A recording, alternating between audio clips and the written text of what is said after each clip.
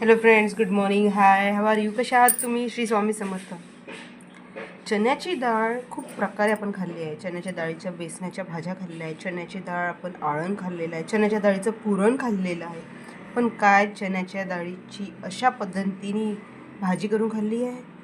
चला तर मग माझ्यासोबत आपण करूया एक नवीन इन्व्हेन्शन. लय भारी. चला तर मग पहिले टाकूया चण्याची डाळ भिजू लावूया. आपण घालूया पाणी आणि हिला ठेवूया अर्धा ते 1 तास भिजायला. Let's go. आत्ता आपली चण्याची डाळ भिजून रेडी झालेली आहे. जी आपण रात्री भिजायला लावली होती. बिलकुल छान तुटते आहे. हिला आता साफ पाण्याने आपण धुवून घेऊ आणि ग्राइंड करून काढू.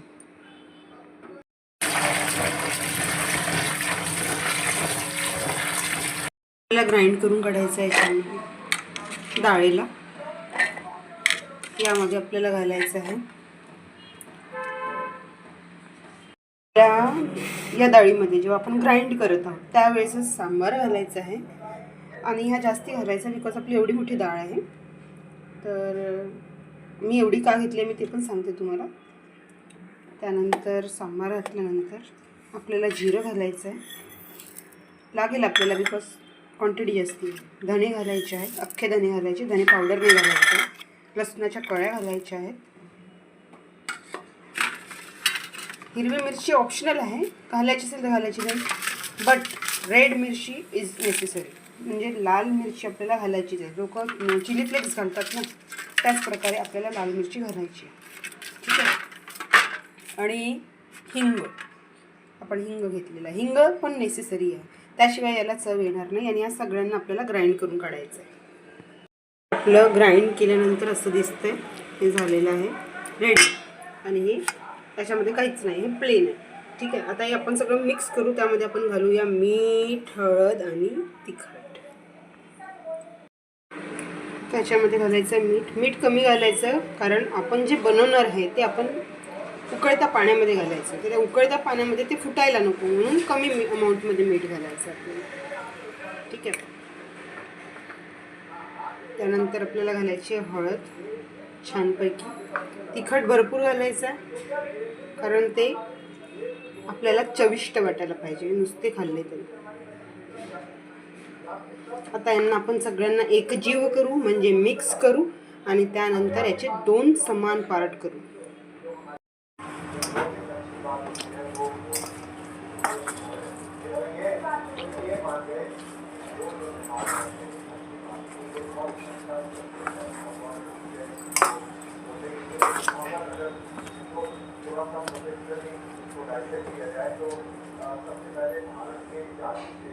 तर हे आपलं बॅटर मिक्स झालेलं आहे. त्यातलं काही बॅटर मी वाफलवून घेणार आहे, म्हणजे मिक्स करून घेणार आहे. स्टीम करून घेणार आहे. त्यासाठी मी एका प्लेटला लावलेला आहे ऑइल. यावरती आपण अर्धा बॅटर टाकून घेणार आहे. ठीक आहे.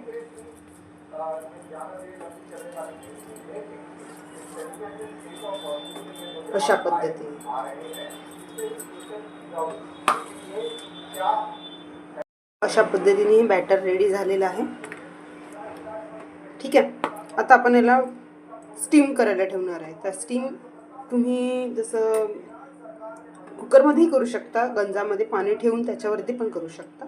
चला तर मग स्टीम करूया. स्टीम करायला कुकरमध्ये मांडलेलं आहे. याचे आपल्याला बनवायचे गोळे. त्यासाठी आपल्याला रस्ता करायचा आहे तयार. त्याला तर्री जे म्हणतो आपण ते, आणि त्या पाण्यामध्ये सोडायचं आहे. आणि हे ते बॅटर आहे जे आपण वाफलवून काढलं आहे कुकरमधून. बघा छान शिजलं आहे. याला आपण 2 पार्ट करू याचे आपण. आणि अर्ध्या पार्टच्या आपण वड्या करून फ्राय करू. आणि जो अर्धा पार्ट आहे त्याचा आपण बुगदा करू.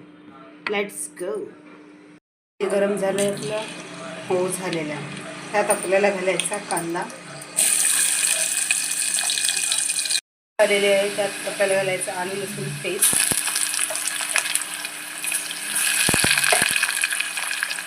आपले आलं लसूणची पेस्ट झालेली आहे. त्यामध्ये आपल्याला घालायचं हळद, तिखट, मीठ, धने पावडर, जिरा पावडर, पूर्ण हे मसाला. आता यांना थोडा वेळ होऊ द्यायचा आणि मग त्याच्यात घालायचं आहे पाणी. आपण जे वाटण केलं आहे ना डाळीचं, त्याच्यामध्ये थोडं पाणी घालून त्याला लिक्विफाय करून हे आपण याच्यामध्ये घालणार आहे, ज्यांनी आपल्याला याचा पण चव त्याच्या रस्याला येणार. लिक्विड आता आपण या ग्रेव्हीमध्ये घालू मसाल्याच्या आणि मग आपण घालू पाणी. पाणी थोडं जास्त घालायचं आहे, कारण आपण जे गोळे करून या रश्यामध्ये घालणार आहोत ते शिजायला थोडं पाण्याची गरज असते. उकळी आलेली आहे. आता याच्यामध्ये आपण हे जे आहे वाटण त्याचे गोळे करून घालूया.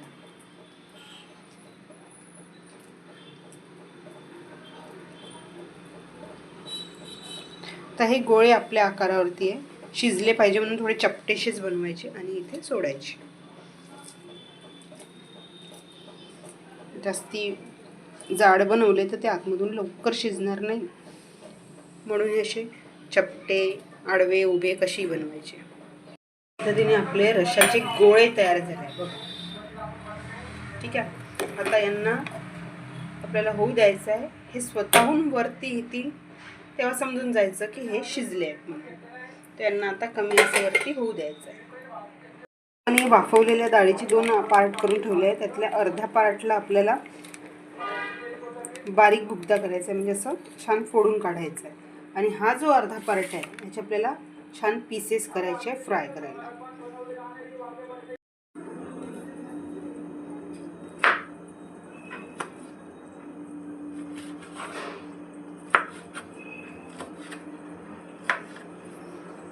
हे आपले पीसेस रेडी झालेले आहेत. यांना आपल्याला करायचं आहे फ्राय. आपण यांना बारीक पण करू शकतो, असं काही नाही. फ्राय करायचे, फक्त फ्राय करायचे. जसे आपण फिश असते की नाही, फ्राय केलेली फिश तसे वाटतात छान. आता यांना आपल्याला फ्राय करून काढायचं आहे. पहा हे गोळे शिजले आहे, कसे वर आलेले आहेत. लुक ॲट दिस. ठीक आहे, आणि ग्रेव्ही पण घट्ट आलेली आहे. आपण पाणी घातलं होतं बघा जास्तीचं. तर हे असे शिजले की वर येतात, म्हणजे आपली भाजी शिजली असं समजायचं. थोडा वेळ आणखी होऊ देऊ. आता आपल्याला इला ना असं बारीक बारीक फोडायचं आहे छान.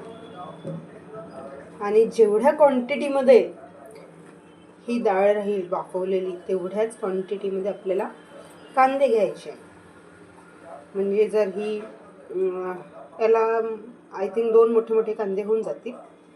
जशी आपण अंड्याची भुर्जी करतो बिलकुल ही तशीच वाटत असते आणि तशीच करायची.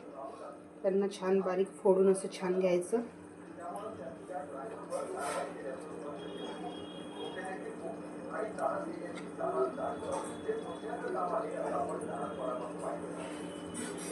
खूप सुंदर वाटते चवीला. मोकळी मोकळी भाजी छान. पोळीसोबत तर खूपच छान जात असते ही. काहीतरी वेगळं नेहमीपेक्षा. आपल्याला असं वाटलं की काय वेगळं खायचं आहे तर नक्की हे ट्राय करून बघा. रेसिपी आवडली असेल तर नक्की लाईक, शेअर, सबस्क्राईब करा. आणि एकदा तर करून बघायलाच पाहिजे काहीतरी नवीन. तुम्हालाही खूप आवडेल, बनवायलाही आवडेल आणि खायलाही आवडेल. इन जनरल लोक म्हणतात की पावसाळ्यात आपण हिरव्या पालेभाज्या खायला पाहिजे, पण आय थिंक पावसाळ्यात अशा वस्तू खायला पाहिजे. Right, try it. गाजर भात बनवलेला आहे आणि ही आहे आपली ग्रेव्ही. मी याला तोडून बघितलं तर हे शिजलेले आहेत.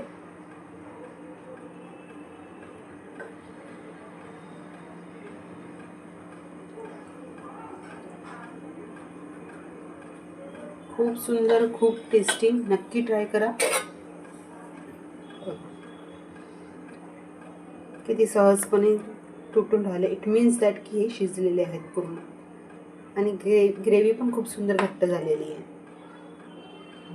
रेसिपी आवडली असेल तर नक्की ट्राय करा. भेटूया नेक्स्ट व्हिडिओमध्ये. बाय.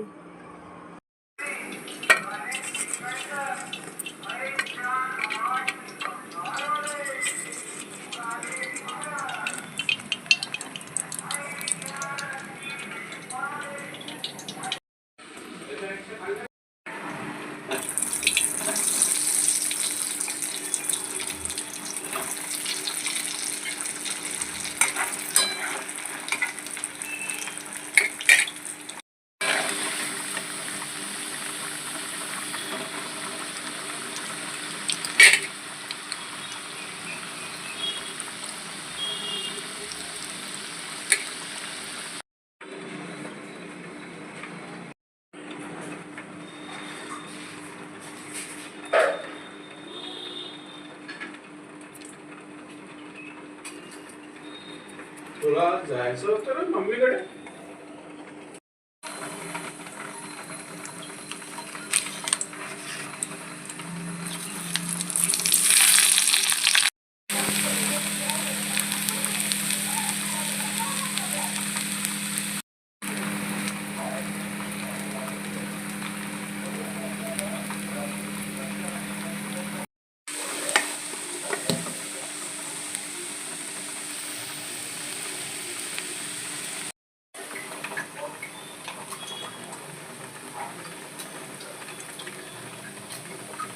फ्राय वड्या आहेत आणि हे आपली मोकळी भाजी जी आपण कांदे टाकून बनवलेली आहे. नक्की ट्राय करा.